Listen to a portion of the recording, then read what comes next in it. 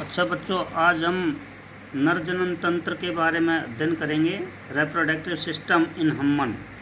तो इसमें सबसे पहले हम इनके देखते हैं कि जनन तंत्र क्या होता है। जनन तंत्र किसे कहते हैं? What is reproductive system? जनन सभी जीवधारियों में पाए जाने वाले एक अति महत्वपूर्ण इनकी तंत्र है।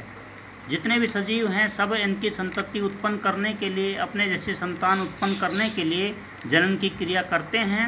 और मानव के अंदर लैंगिक जनन पाया जाता है। ये द्विलिंगी प्रजनन प्रक्रिया है जिसमें नर और मादा दोनों इनकी लिंग भाग लेते हैं। इसमें नर युग्मक शुक्राणुओं का निर्माण करते हैं और मादा युग्मक है वो अंडों का निर्माण करती है। अब निषेचन क्या होता है? अभी आपने पढ़ा कि नर से इनके शुक्राणु का निर्माण होता है और मादा से अंडाणु का निर्माण होता है। तो दोनों युग्मक जो हैं, अंडाणु और शुक्राणु, जब दोनों का इनकी आपस में मिलते हैं, दोनों का आपस में मिलना ही निषेचन कहलाता है। अर्थात नर के द्वारा मैथुन क्रिया की सहायता से मादा के शरीर में छोड़ने के फलस्वरूप अंडवाहिनी में उपस्थित अंडाणु से मिलना ही निषेचन कहलाता है शुक्राणुओं का। ऐसा निषेचन आंतरिक निषेचन कहलाता है। निषेचन के फलस्वरूप जाइगोट का निर्माण होता है और जाइगोट है वो द्विगुणित होता है जिसमें अंडाणु शुक्राणु दोनों अगुणित शुक्राणु और अगुणित अंडाणु दोनों मिलकर के ना द्विगुणित इनकी का निर्माण करते हैं। अब आता है उसके बाद में यौवनारंभ किसे कहते हैं? लैंगिक जनन के लिए उत्तरदायी जनन जो कोशिका हैं उनका विकास जो एक विशेष अवधि में ही होता है जिसे यौवनारंभ कहते हैं। वैसे इनकी मनुष्य जो है उसमें लड़कों के अंदर इनकी मनुष्य के अंदर टेस्टोस्टेरोन हार्मोन का स्रावन होता है और मादाओं के अंदर एस्ट्रोजन और प्रोजेस्टेरोन हार्मोन का स्रावन होता है, जिसके कारण से इनकी इसमें नर और मादा के गौण लैंगिक लक्षण दिखाई देते हैं।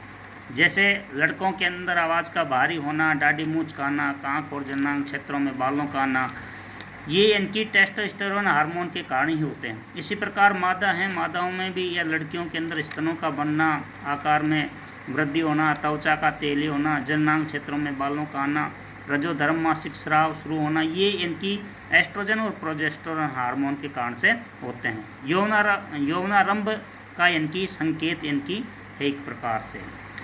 लड़कियों के अंदर यौवनारंभ जो है वो 12 से 14 वर्ष की उम्र में दिखाई देने लगता है और लड़कों के अंदर 13 से 15 वर्ष की उम्र के अंदर ये प्रारंभ हो जाता है।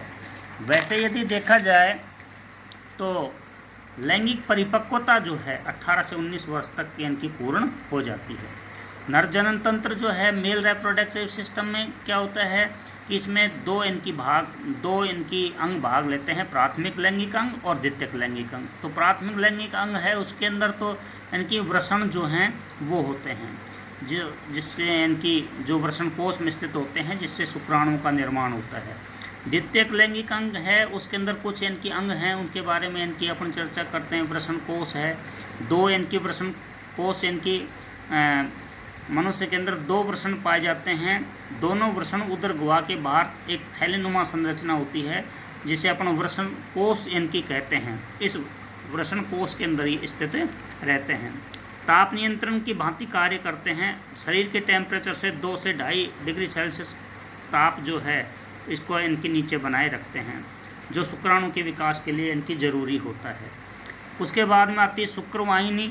जैसा कि इनकी चित्र में दिखा गया, इस शुक्रवाहिनी शुक्राणुओं को इनकी ले जाने का कार्य करती है, शुक्राणु का वहन करती है और शुक्राशय तक इनकी शुक्राणुओं को शुक्राशय तक ले जाने का कार्य करती है। ये इनकी शुक्रवाहिनी है। ये इनकी शुक्राशय जो है यहाँ तक जो है इनको ले जाने का कार्य करती है। उसके बाद में फिर आता है शुक्राशय। शुक्रवाहिनी शुक्राणुओं का संग्रहण के लिए तो एक थैलीनुमा संरचना बनाती है जिसे शुक्राशय कहते हैं, अभी पढ़ा।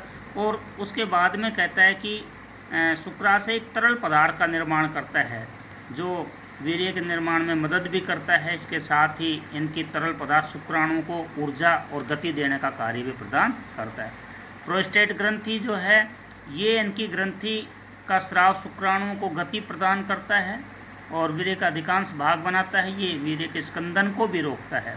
एक बहिस्रावी इनकी ग्रंथि है प्रोस्टेट यानी कि ग्रंथि, जैसा कि इनके चित्र के अंदर दिखाया गया है, ये प्रोस्टेट ग्रंथि होती है। उसके बाद में आता है मूत्र मार्ग। मूत्राशय में मूत्र वाहिनी निकल कर के ना स्खलनीय वाहिनी से निकलकर मूत्रजनन नलिका के रूप में एक मार्ग बनाती है।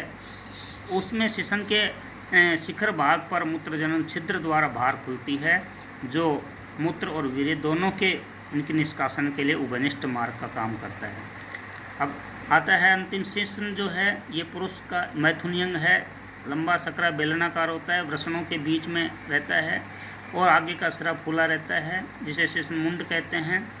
और इसके अंदर इनकी कहता है कि ये मूत्र विसर्जन के इनकी कार्य के काम में आता है। अब क्वेश्चन ये आता है कि इसके साथ ही कि यदि एक वयस्क जो व्यक्ति उसमें शुक्र वाहिनी को यदि हटा दिया जाता है और उसके स्थान पर रबड़ की नलिका लगा दी जाए तो क्या प्रभाव पड़ेगा।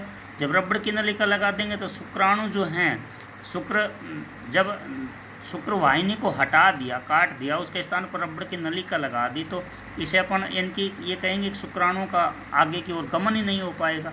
और शुक्राणु का जब गमन नहीं हो पाएगा तो ऐसी स्थिति के अंदर इसे अपन पुरुष नसबंदी के नाम से इनकी जानते हैं। तो ऐसी स्थिति के अंदर जो है शुक्राणु गमन नहीं कर पाएंगे। शुक्रवाहिनी की कोशिकाएं विशेष तरल पदार्थ का भी स्राव करती हैं। शुक्रवाहिनी के मार्ग को शुक्राणुओं के गमन के लिए चिकना भी बनाती हैं और शुक्रवाहिनी की दीवार में पेशियों में तरंग गति भी उत्पन्न होती है, जिससे शुक्राणु आगे बढ़ते हैं। तो ये सब कार्य इनकी नहीं हो पाएंगे।